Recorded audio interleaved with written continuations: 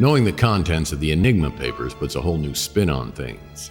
According to Angela, the decoded message refers to a Nazi U-boat finding an old abandoned ship and a lost Romanov treasure. And if there's one thing I know about treasure, it attracts pirates. And now I have a likely motive for why the Morozovs were kidnapped. I also have suspects, an unidentified old Russian man and at least 2 accomplices. There's also whoever was driving the Mercedes that was tailing me and Chelsee at the Argonaut. It's possible they're all working together, so I'm hoping Mac Malden will get back to me soon with info on who the Mercedes is registered to. I also have another person who might be of help, but I'll have to get back to my office to find his contact info. Tim, my mechanic, finishes inspecting my Lotus and tells me there was no tracking device on it, which is a relief. But after seeing the Mercedes on Chandler Avenue, it's clear whoever was driving it knows me and where I live. I decide to get Chelsee safely home before heading back to the Ritz. I'll give you a call when I hear back from Malden. Probably be tomorrow. Till then, there's not much more we can do. Unless Angela gets a lead on who the old Russian might be. Right. So, I owe you an apology. It's okay. I get it. I'm no Cary Grant. No, not about that. For not taking you seriously. The fedora, the trench coat, your office. I mean, it seemed like maybe you were just a bored trust fund baby, playing detective just for fun. I wish. I always wanted to be a trust fund baby. I blame my parents. See? Like that. I never know when you're being serious. You've told me a little about your other cases, but I always assumed that you were just making it up, or at least exaggerating, trying to impress me. Well, to be honest, I was. Trying to impress you, I mean. But not making it up. I haven't had that many cases, but the ones I have tend to be real doozies. Well, now I believe you. And I am impressed. Very impressed. Thanks, Chelsee. That does mean a lot. Can we make out now? Oh. How about we just start with dinner? And this time I'll pick where we go? That's a good idea. I have a little job I need to take care of tomorrow, but I'm wide open after that. Okay, I'll make a reservation. I know a wonderful little Mandarin place. Sounds great. I love fruit. I dropped Chelsee off at the Seven Gables, feeling giddy as a schoolgirl, but keeping cool as a cucumber. Chelsee and I have tried to go out twice before, and both were total failures. After the last one, fiasco at the Fuchsia Flamingo, I was afraid it was the end of the road for us. Somehow we've gotten back on the right path, and maybe there's still a chance I can get the ending with Chelsee I've always wanted. Back at Chandler Avenue, I make a pass around the neighborhood looking for the gunmetal Mercedes, but it's nowhere in sight. I park my Lotus and take the fire escape stairs to my office, then go through my desk hunting for Agent McCovey's contact info. I'd crossed paths with McCovey and his partner Andrews during the Moonchild case. They work for Interpol, and after things wrapped up, he'd asked me to keep the details of what happened secret as a matter of international security. I had, so now I figured he owed me a favor. McCovey. Hey, it's Murphy. Who? Tex Murphy? Okay. The guy who blew up the Moonchild and saved the world from a fiery baptism of apocalyptic, big proportions? Oh, right. How have you been? Good, thanks. You? Can't complain. Infiltrated any other doomsday cults lately? No, though I did just find an ancient alien spacecraft loaded with anti-hydrogen pods and well, never mind. I'm calling to ask a favor. I hear Interpol has some kind of program that monitors worldwide communications. I can neither confirm nor deny. Great. Could you put some keywords into the system and let me know if you get any hits? Absolutely not. What kind of keywords?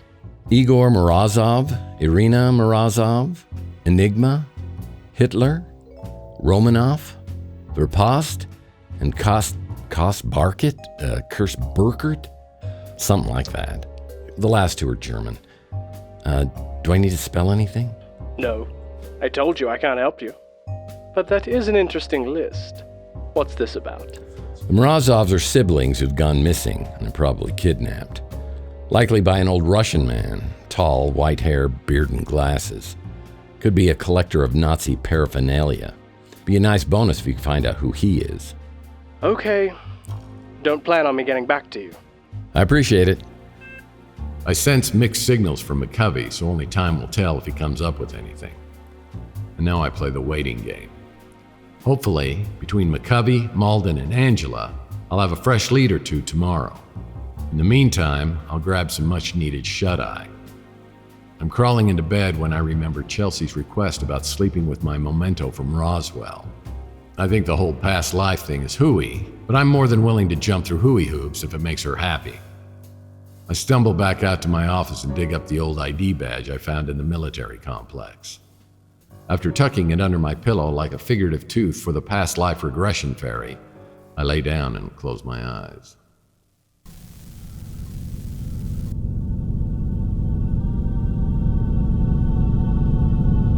I wake up on the floor in pitch black darkness, like I'm deep in a cave. I get up on my feet and reach out blindly. Taking a step forward, my hands touch a wall. It's metallic. I lean against it and check my pockets, which are loaded with scraps of paper, a bunch of what feels like credit cards, my wallet, 2 packs of smokes, my Zippo, a box about the size of a cigarette pack, and a small flashlight. I pull out the flashlight and turn it on. I'm in a short hallway that leads to an elevator. Without thinking, I pull the credit cards from my pocket, except they're not credit cards. One is an ID badge with my photo and the name Colonel T. Murphy, Special Agent, NSA. The others are different colored pass cards with military insignias on them. I select a green pass card and put the others back in my pocket. As I walk to the elevator, it feels like I know where I'm going and what I'm doing, but I don't. My body's on autopilot and I'm just along for the ride. When I get to the elevator, I insert the green pass card into a slot next to the elevator doors. A button lights up and I press it. The elevator doors open and I step inside. There's a control panel inside the elevator with 3 buttons. Again, without thinking, I pull out a blue pass card and insert it into the slot. The 3 buttons light up and I press the middle one, marked with a 2. After a few seconds, the elevator shutters to a stop and the doors open. I step out into the hallway and turn left. There are blast holes pockmarking several spots in the floor and walls. Dead bodies, lots of them. I want to stop and take a closer look, but my legs are moving, stepping over and around corpses. I catch glimpses of their horrible staring faces, skin chalky and wrinkled, eyeballs shrunken, mouths open, as if they'd been screaming when they died. Some of the bodies are dressed in lab coats, the others are wearing old Air Force uniforms. I reach an intersection and turn right into a long, wide corridor. I pass doors marked Security, Administration, and Records and come across 2 other corpses, one of which is just outside a door labeled Network Operations Center. Taking a green pass card from my pocket, I swipe it on a card reader and the door clicks. I step into the room. It's completely dark except for a tiny blinking red light. I shine a flashlight beam in that direction and see a large black box on the floor, apparently some kind of emergency power supply. There are several workstations surrounding it, all with multiple monitors and bulky desktop PCs. A bank of old-fashioned servers covers one wall. There's another door as well. I open it and find an adjoining storage room filled with a variety of computer equipment and other electronics. I return to one of the workstations and try to turn on the computer, but nothing happens. I step away and kneel down by the big black box. Other than the blinking red light, which indicates the device is on standby, and 3 other dormant lights for power, load, and battery level, there's nothing on the front of the box. I feel around the back and find the power button. I press it, and instantly the box starts to vibrate. As I stand up, a loud, piercing beat breaks the silence, like the sound of a smoke detector with a low battery. I check the display lights. A different one is blinking red now, the one with the battery symbol under it. I've got power now, but no idea for how long. I try to turn on the computer again. This time it boots up. On the monitor, several logos appear for a few seconds, one of which is the flaming sword of Gideon Enterprises. A moment later, it's replaced by a bunch of text. I enter several commands, none of which mean anything to me. Then I pull a small box from my pocket and open it. Inside is a strange gizmo, like a miniature motherboard with a universal connection on one end and a tiny light bulb on the other. I take it out of the box, holding it like a TV remote, and move it around. There's a device sitting on top of the PC tower that looks similar to a mouse, and it's plugged into a serial port on the back. When I hold the gizmo up to it, I see a flash of red from the device. Infrared light, I'm pretty sure, and the gizmo lights up. The only sound in the room is the gentle hum of the black box, and then I hear something else. A low moan, like a distant wind. I strain to listen, keeping the gizmo pointed at the infrared device. Another moan, louder now. I feel a shiver go up my back. I glance over at the door. What was that? Is there someone out in the corridor? I look back at the gizmo.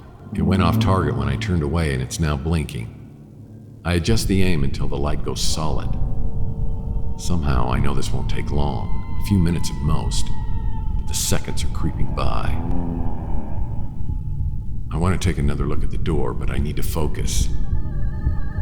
I can't help it. I look back and a chill goes through me.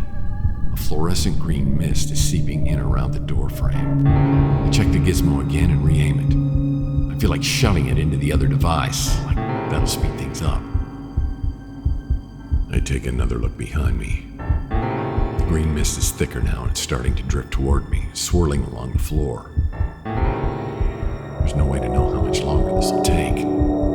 I stare at the unblinking light, willing it to turn green or turn off or do something. The room's glowing, a sickly shade of green.